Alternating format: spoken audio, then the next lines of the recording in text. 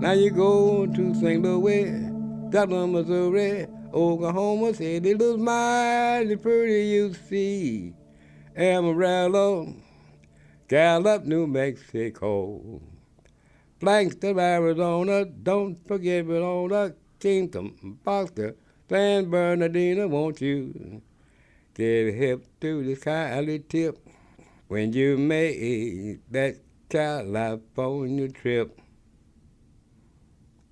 Get your kicks on Route 66.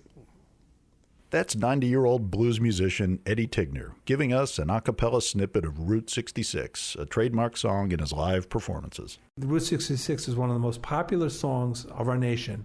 It's one of the gold standards, and this guy has the best version ever. There's not a better version of Route 66, more light, and he doesn't copy it he has his complete own take on how he phrases the words, his attack on the melody. It's genius. It's utter genius. That's Tim Duffy, and he should know. His life's work has given him an encyclopedic knowledge of Southern blues and folk music culture. And that work has helped hundreds of struggling, aging, and often impoverished blues and folk artists get back on their feet and jumpstart their careers.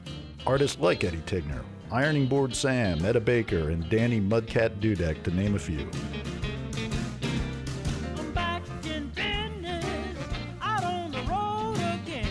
This is Crazy Good Turns. We tell stories about people who do amazing things for others, and I'm your host, Brad Shaw.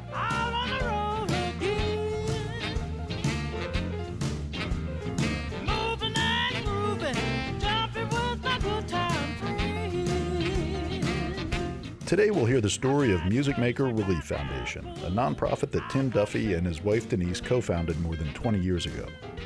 We'll hear more about what Music Maker does, but Tim's own backstory is a pretty wild one worth telling. He grew up in a small town called Woodbridge, Connecticut, just outside of New Haven. Music was a big influence in his life from the start, thanks to a father who loved music and exposed the family to a constant and diverse array of artists, bringing home more than 20 new records a month for the family to listen to.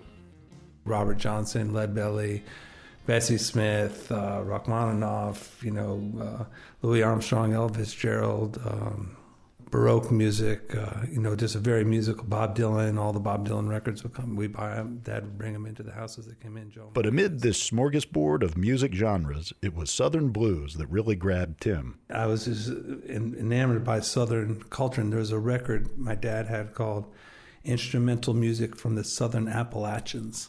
And it's one of the greatest instrumental record of Piedmont blues from North Carolina, and had great influence on me and my life. It was recorded by a great folklorist named Paul Clayton, and that music on there influenced the 60s folk generation. So Tim immersed himself in Southern blues culture, and in his spare time honed his hockey skills. He says by the time he was 16, he was good enough to get recruited to several Ivy League schools. But he traded in his hockey stick for a guitar, and after graduating from high school in 1981, he enrolled in the Appalachian Music program at Warren Wilson College, a small liberal arts school in Swannanoa, North Carolina. The program required Tim to spend at least 15 hours a week traveling the South and recording local blues and folk artists, many of whom hadn't performed in decades. He took every Appalachian study class, a banjo class, and even moved into an old mountain cabin to better his guitar playing. I did a thing a lot of young guitar players do called woodshedding.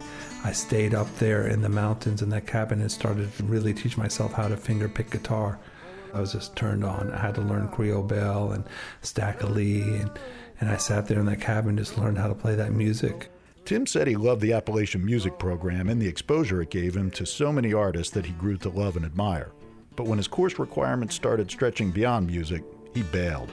I was there for 3 terms, and then they wanted me to take biology. And I hadn't flunked biology since 9th grade. And, so that wasn't going to happen. Wanting to finish his degree, but not really interested in the traditional approach, Tim discovered the Friends World College in Kenya, where he lived from 1983 to 1987, with occasional trips home to care for his sick dad. As he did in the Appalachian Mountains, Tim immersed himself in the local culture, living in a rooftop apartment in Mombasa with a local father and his 2 sons. Tim used a portion of his allowance from home to help put the sons through school. And as you'd expect, he really got into the local music scene. And there was a oud player named Zainal Abidin, whose music, I fell deeply in love with, very passionate about, and really moved me spiritually and in every kind of way. I just was a total fan of this guy's music, and I became studying the oud and became part of his surrogate family. What's an oud? An oud is like an Arabic lute. It goes back to the Bible times of David. That David plays harp. He was probably playing an oud. It was during his time in Kenya that Tim says he grew up and developed a desire to help others.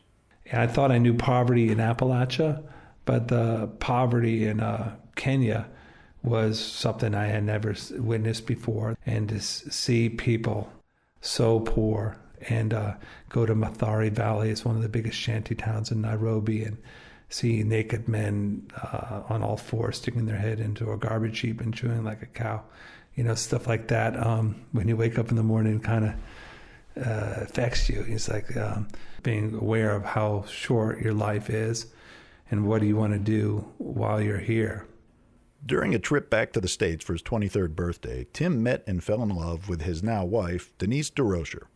A kindred spirit, she moved back to Kenya with Tim, where they lived together in that rooftop apartment for the next 9 months while Tim finished school.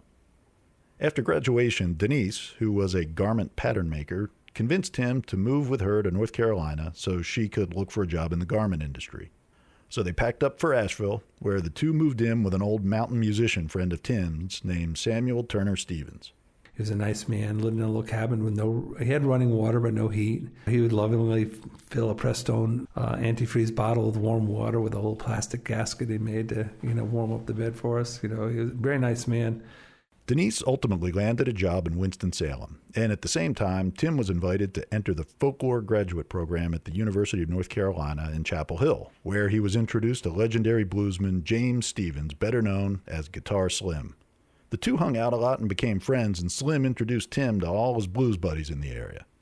Within, a few years, I met Guitar Gabriel, Captain Luke, Micah Vine Hayes, Preston Fulp, Jehu Rory, Sam Red, right within 10 miles of each other.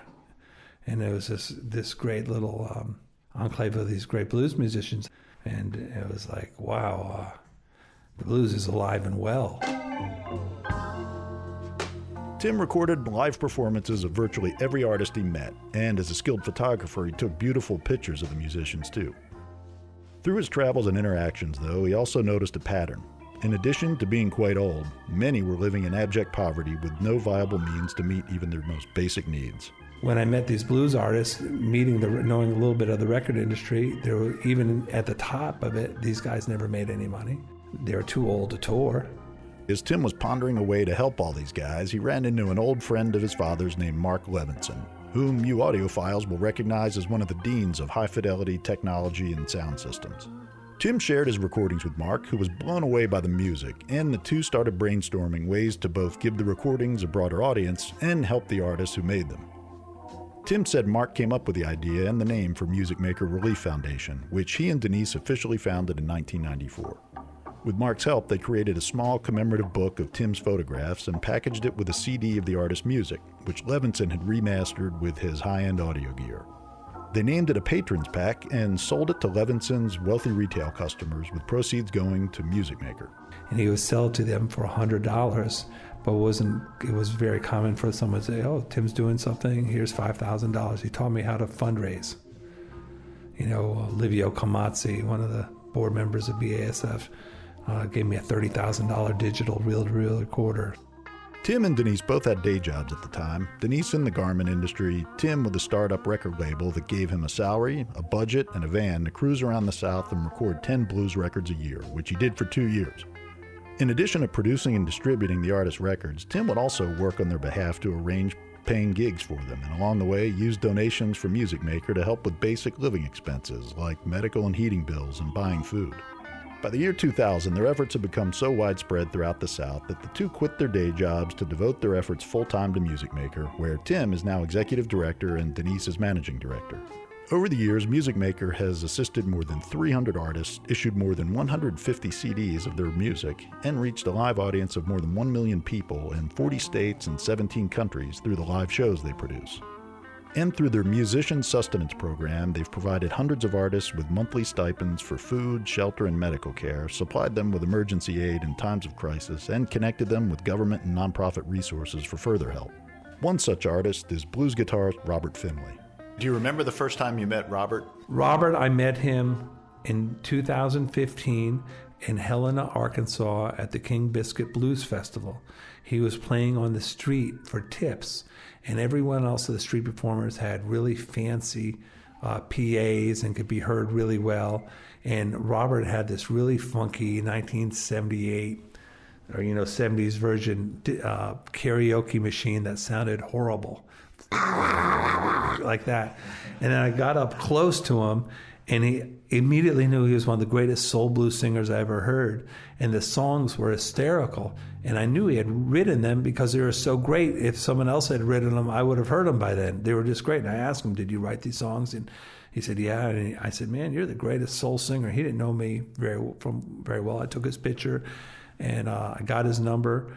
And then Aaron here at the office, he started calling him, I started calling him, and we invited him up here to Music Maker. Unlike all the other artists Music Maker has helped, Robert, who's 62 years old, was fairly new to the music business, having been a carpenter all of his adult life. He had to abandon that career when he lost his sight to glaucoma, and having been an avid guitar player his whole life, started busking on the streets to pay the bills. Tim was blown away by Robert's talent and offered to help him get his new music career started. The Music Maker team brought him into their North Carolina studio and recorded Robert playing and singing 27 songs, most of them original tunes he had written. Tim enticed his friends at Big Legal Mess Records to record and distribute a full-length record of Robert's music, but he was still a little skeptical that the Music Maker guys were legit. So Tim and his team jumped in the car and drove to Robert's hometown of Bernice, Louisiana. And I said, we need to go to church with this guy. We need to go sit and drink beer with him for a week. We just need to become real to him and his community as fast as we can for this relationship to work. So we drove down there, and we spent 6 days, made a video, bought a bunch of chicken, had a big community barbecue pickup, and met people. And then soon after that, he went off and did the record. That record is called Age Don't Mean a Thing, and its success has Robert playing all over the world, from Los Angeles and New York to 2 tours in Europe. Thanks to Music Maker, Robert feels like he's gotten a second lease on life, one that he's going to make the most of. I think we're going to knock a home run on what we're trying to do. Like I say, I'll forever be grateful to the Music Maker Relief Foundation, always be supportive to it. And I would ask that anybody else that loves music and has a heart for struggling musicians to support it too. I wouldn't be where I am today if it had not been for the push and the opportunity. I don't want you with nobody else. I just want to help myself. Why won't you let me be your everything? Why won't you let me be your pleasing man?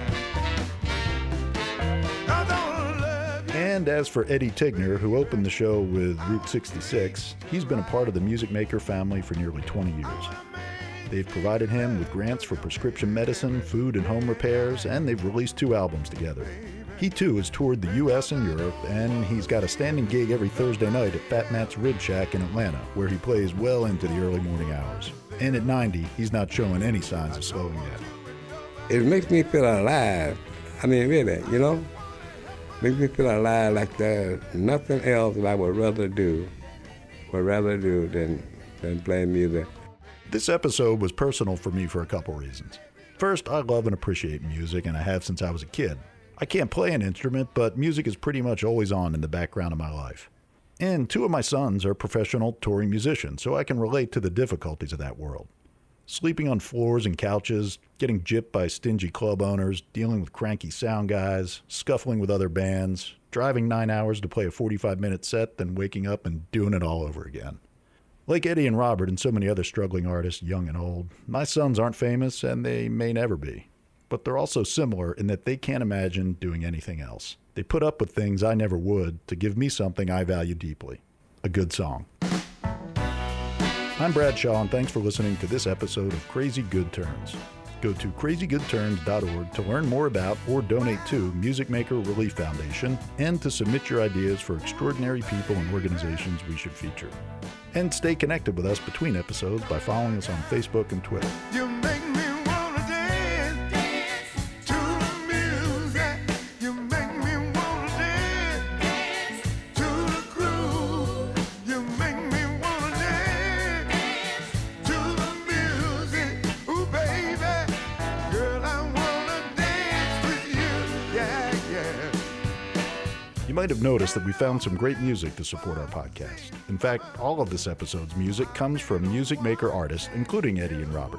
We've provided a Spotify playlist of the full tracks on our website so you can take a longer listen, which we hope you'll do. And if you're a band with a song we should consider featuring, you can submit it on our website too. We're also asking you to help us grow our audience this year and bring our inspiring stories to more people. You see, Crazy Good Turns is a nonprofit itself, and like most nonprofits, we don't have a big marketing budget, so the single most important way for us to gain increased visibility is to crank up our ratings and reviews on iTunes. So we're setting a goal of 1,000 iTunes ratings by the end of the year, and we're asking you and the nonprofits we feature to unleash your creativity, passion, and your social networks to help us get there. And because we're all part of this virtuous and self-reinforcing circle of giving, we'll give a $50,000 grant at the end of the year to the featured nonprofit that helps us the most. With your help, we know we'll get there and then some. Crazy Good Turns is audio engineered by Stephen Key. Music supervision and mixing by Score School in Los Angeles, and a special thanks to Megan Basinger. Take care and let's connect again soon. You make me wanna dance to the music. Ooh, baby, girl, I wanna dance with you. It must have been that bad.